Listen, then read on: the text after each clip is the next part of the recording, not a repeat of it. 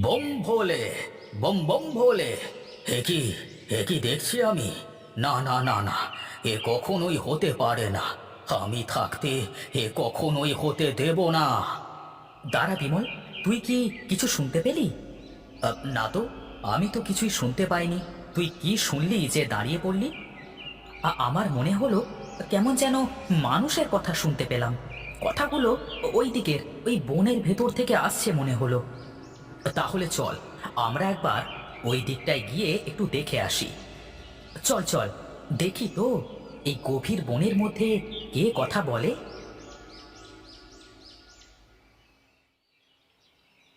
ওই দেখ বিমল, ওখানে এক সাধু বসে আছে মনে হচ্ছে। হ্যাঁ রে, তাই তো দেখছি।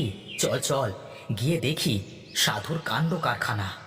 শোন বিমল, ওখানে গিয়ে আবার উল্টোপাল্টা কিছু বলিস না কিন্তু। কেন কেন? শুনেছি অনেক সাধু গহীন বনে বসে বসে ধ্যান করে অনেক দিব্য জ্ঞান লাভ করে। ওদের অনেক শক্তি, জাদুবিদ্যে জানে। ও নিয়ে তুই চিন্তা করিস নে। চল চল, আগে গিয়ে দেখি সাধু বেটা এখানে এই বনের মধ্যে কি করে। কে কে তোমরা? আর এই গহীন বনের মধ্যে কি করতে এসেছো? আগে বাবা, আমরা দুজন কাঠুরিয়া। আমরা এই বনে কাঠ কেটে সংসার চালাই। আজ হাঁটতে হাঁটতে বনের গভীরে চলে এসেছি। এখানে এসে তোরা ভুল করেছিস। তোদের এখানে আসা ঠিক হয়নি। কেন সাধু বাবা, এখানে কি ভূত প্রেত আছে নাকি? মূর্খ, এই বনের গভীরে কেউ আসলে আর প্রাণ নিয়ে ফিরে যেতে পারে না। তাহলে সাধু বাবা, আপনি এখানে টিকে আছেন কি করে শুনি? ওরে মূর্খ, আমার কাছে যে অন্য শক্তি আছে, আমি চাইলেই তোদেরকে এখানে এই সময় ভস্ম করে দিতে পারি। তাহলে একবার আমাদের ভস্ম করে দেখাও না, দেখি তুমি কেমন করে ভস্ম করতে পারো। ওহ, তুই থামবি বিমল। আগে সাধু বাবা, আমরা না জেনে এখানে চলে এসেছি। আসলে ওই পথ দিয়ে যাচ্ছিলাম, হঠাৎ মানুষের কথা শুনে এই দিকে আসলাম। ভাবলাম কেউ হয়তো বিপদে পড়তে পারে। তুই তো খুব ভালো মানুষ, কিন্তু এই মূর্খকে সাথে নিয়ে থাকিস না, তোর সর্বনাশ হয়ে যাবে। আচ্ছা সাধু বাবা, আমরা তাহলে এখন চলি।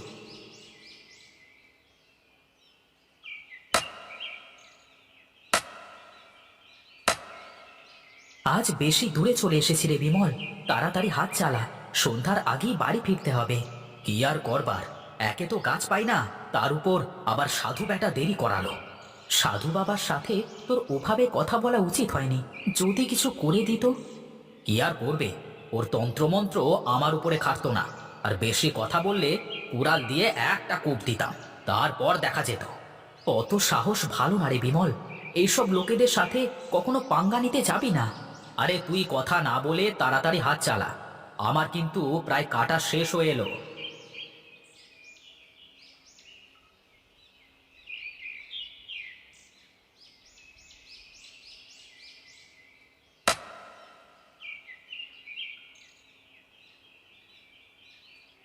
আহ, আজ বেশ ভালো কাঠ পেয়েছি রে, বেশ ভালোই দাম পাওয়া যাবে।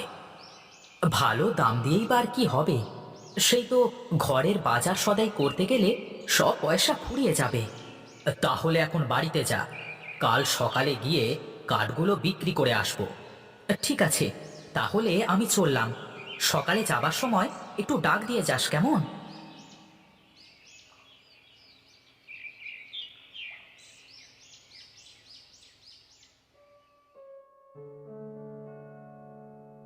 কি গো গিন্নি, তোমার রান্না শেষ হয়নি এখনো? রান্না তো প্রায় শেষ হয়েই গেল। তা তোমার আজ আসতে এত দেরি হলো যে? আজ হাঁটতে হাঁটতে বনের অনেক ভিতরে চলে গিয়েছিলাম, তাই তো কাঠ কেটে আসতে এত দেরি হয়ে গেল। তুমি হাত মুখ ধুয়ে ঘরে গিয়ে বসো, আমি এসে তোমাকে খেতে দিচ্ছি। একটু তাড়াতাড়ি করো, খিদে পেট যেন চোঁচো করছে।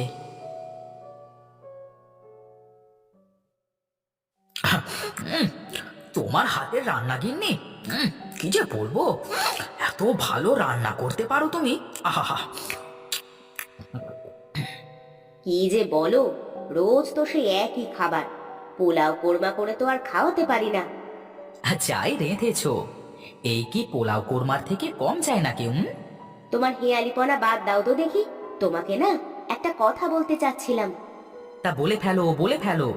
কথা কখনো মুখের ভেতরে রাখবে না, যা মনে আসবে ফটাফট বলে দেবে। শীতকাল চলে আসলো, ঘরে একটু আতপ চাল নেই যে। পিঠে আটা বানায় দেবো তোমায়। ও নিয়ে তুমি চিন্তা করো না গিন্নি, কাল কাঠগুলো বিক্রি করে বাজার থেকে তোমাকে আতপ চাল এনে দেব।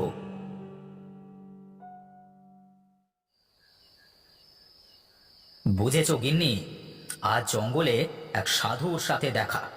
ইয়া বড় বড় লম্বা দাড়ি, চুল, হাতে গলায় কত কি যেন নিয়ে বসে আছে। সে কি গো, তা তোমাদের কিছু বললো না? কি আর বলবে, আর তাছাড়া আমাকে কিছু বলে নিজের বিপদ কেন ডেকে আনবে? তুমি তো পালোয়ান, তোমার আবার কে কি করবে? কিন্তু শুনেছি ওসব সাধুরা নাকি অনেক তন্ত্রমন্ত্র জানে। ওইসব তন্ত্রমন্ত্র আমার এই কুড়ালের কাছে কিছুই না গিন্নি। তুমি আসলে মানুষই না, তোমার সাথে কথাই বলা যায় না। আচ্ছা আচ্ছা, আর বলছি নে, এখন তুমি কি বলতে চাও বলো দেখি শুনি।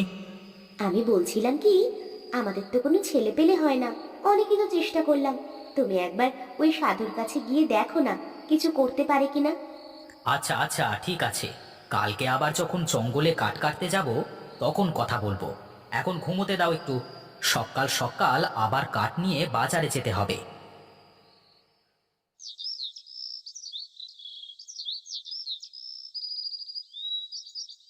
বিমল, আরে ও বিমল, কই রে, বাজারে যাবি নে? হ্যাঁ হ্যাঁ, চল যাই, আমি তো তোর জন্যই পথ চেয়ে বসেছিলাম। তাই না? চল চল, তাড়াতাড়ি যেতে হবে।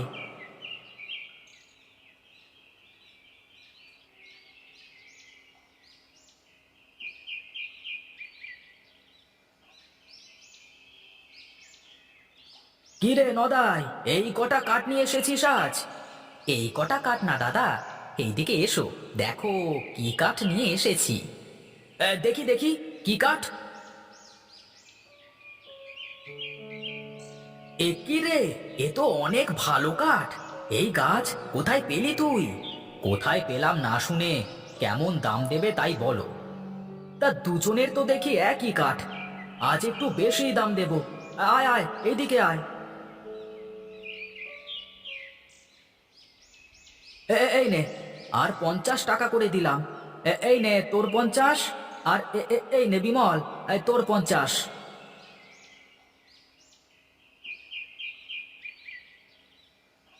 বলেছিলাম না, এই কাঠে দামটা একটু বেশি পাবো।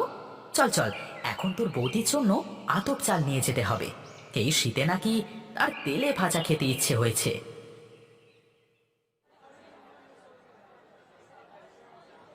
দাদা, আমাকে 1 কেজি আতপ চাল দেন দেখি।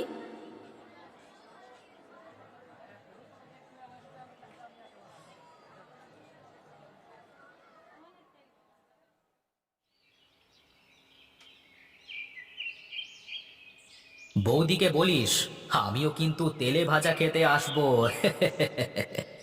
হ্যাঁ, ঠিক আছে, যাস। চল, এখন বাড়িতে যে আবার অনেক কাজ।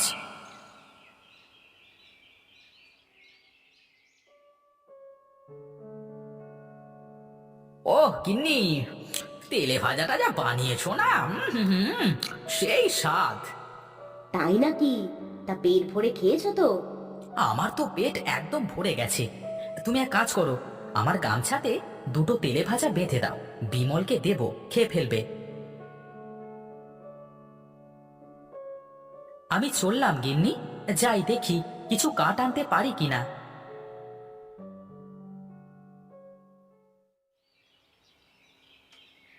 কি রে, এত দেরি করলি কেন? আমি সেই কখন থেকে এখানে দাঁড়িয়ে আছি। চল চল, তাড়াতাড়ি যাই।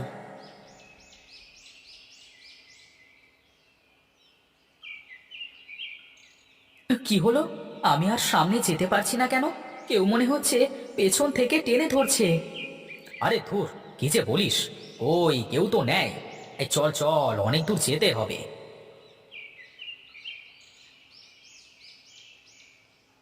এ কি, আমি আর হাঁটতে পারছি না কেন? কে যেন টেনে ধরে রেখেছে মনে হচ্ছে। আরে কি বলছিস? আমি তো কাউকেই দেখতে পাচ্ছি না।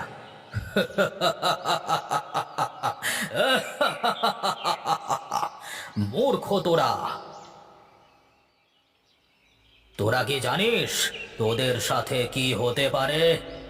আমি আমি কিছুই জানি না সাধু বাবা, আমাকে বাঁচান।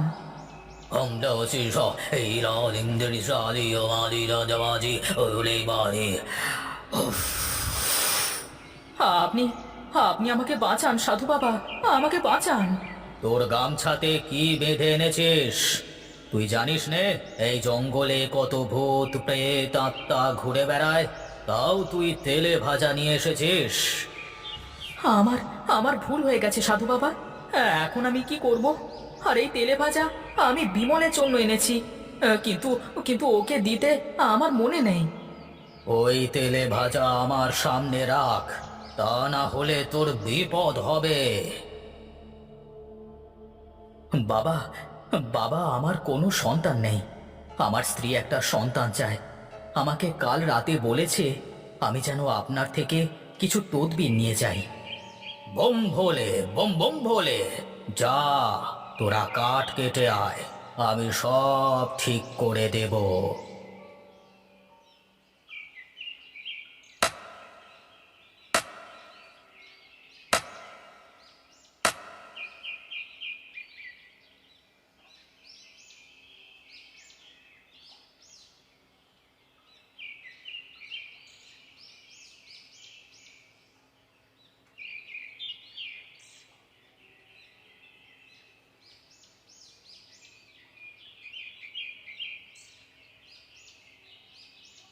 সাধু বাবা বলুন, এখন আমি কি করব? তুই আর কি করতে পারিস? এই নে তোর তেলে ভাজা। কিন্তু সাধু বাবা, এই তেলে ভাজা দিয়ে কি হবে? মূর্খ, এটা গিয়ে তোর গিন্নিকে খাওয়াবি। আর শোন, এটা আমি দিয়েছি তা বলবি না। ঠিক আছে সাধু বাবা, আমরা এখন চলি তাহলে।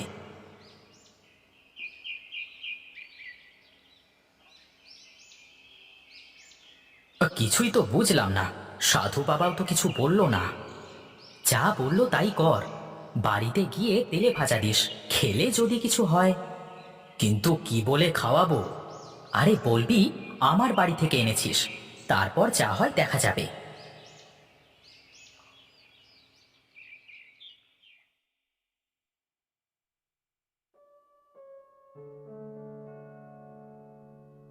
এ মা, তেলে ভাজা কোথায় পেলে? আহ, নদায়ের বাড়িতে গিয়েছিলাম, বৌদি দিয়েছে তোমার জন্য। তাই বুঝি? শীতের দিনে তেলে ভাজা খাওয়ার মজাই আলাদা। তা সাধু বাবার কাছে তুমি যাওনি আজ?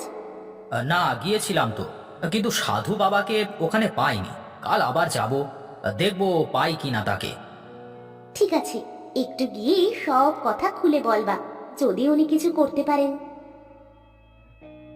আজ আমার কি খুশি লাগছে, আমি বাবা হতে যাচ্ছি। তাহলে দেখলি তো সাধু বাবার তেলেজ মাতি তেলে ভাজায় কেমন কাজ করলো। আসতে বল, কেউ শুনে নেবে। কি যে বলিস, এবার বিশ্বাস করলি তো যে সাধু সন্ন্যাসীরা অনেক কিছু জানে? হ্যাঁ হ্যাঁ, এবার বুঝলাম। তা না হলে কি আর তেলে ভাজা দিয়ে এসব সম্ভব? ভাগ্যিস তোকে আগে দিইনি, তাহলে তো তুই খেয়ে নিতিস। এখন থেকে প্রতি শীতে আমার বাড়িতে তোর আর বৌদির জন্য তেলে ভাজা বানানো হবে, তোরা আসবি আর খাবি।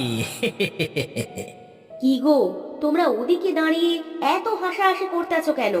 এদিকে এসো। কি দাদা, তোমরা দূরে দাঁড়িয়ে এত হাসছিলে কেন? আরে খুশির সময় হাসবো না তো কাঁদবো নাকি?